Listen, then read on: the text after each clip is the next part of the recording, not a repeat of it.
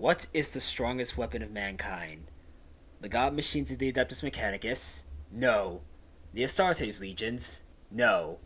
The tank? The lasgun? The fist? Not at all.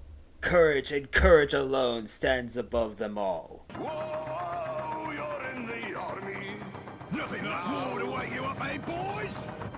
Now you remember what the draft man said. Hey everyone, NK here, and today we're going over the sub-faction that always has a place in my cold dead heart, the Imperial Guard. The Imperial Guard is an army of normal men and women who give their lives to fight for and protect the Imperium. They are the third largest army in the setting if you don't count the Necrons who are still asleep. Your average guardsman is equipped with a lasgun and flak armor. In almost any other setting, this equipment would be the best of the best. But in 40k, their armor is as protective as wet tissue paper and their guns are only useful in large quantities. Fortunately, this plays into the Guard's greatest strength, their numbers.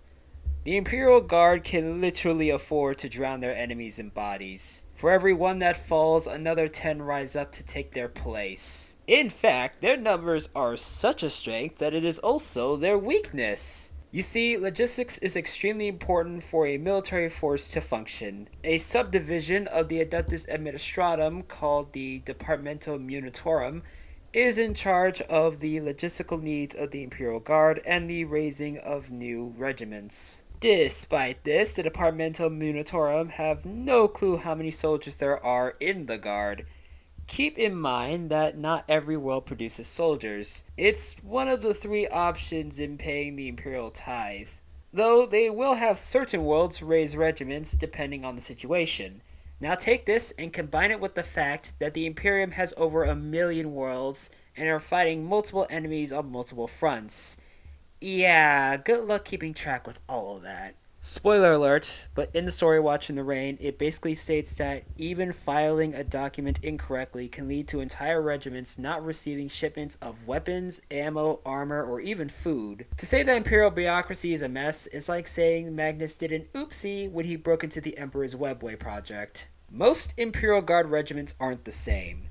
They vary depending on their planet, culture, history, and even some cases, relationship to the overall Imperium. For example, Catachan and Krieg are both death worlds. Catachan is a jungle world full of plants and animals so deadly that you're considered to be a hardcore badass if you make it past the age of 10. The guardsmen there wear little, if any armor at all, and are experts in guerrilla and asymmetric warfare. Meanwhile, Krieg is a blasted radioactive wasteland with cities and factories located underground. And due to their history, the citizens of the world believe that the only way they can be forgiven by the Emperor is if they die in service of him. The guardsmen of Krieg wear gas masks and trench coats with expertise in attrition and siege warfare. Despite this, regiments from different worlds and even different sectors are paired with each other in joint operations.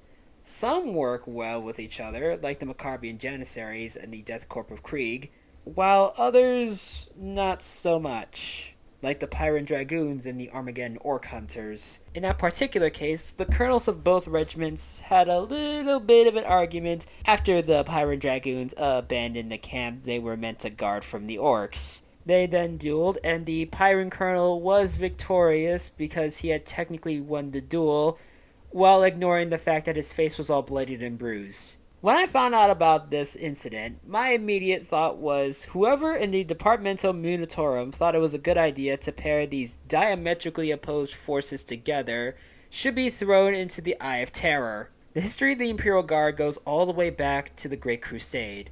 They were known as the Imperial Army. The Imperial Army fought alongside the Astartes legions and even the Emperor himself on a few occasions. All was going well, until a bald-faced tattooed psychopath decided that starting a horrific galactic-wide civil war with the help of dark gods would be a hilarious prank. So when half of the Primarchs and their legions turned traitor, so did most of the Imperial Army detachment alongside them.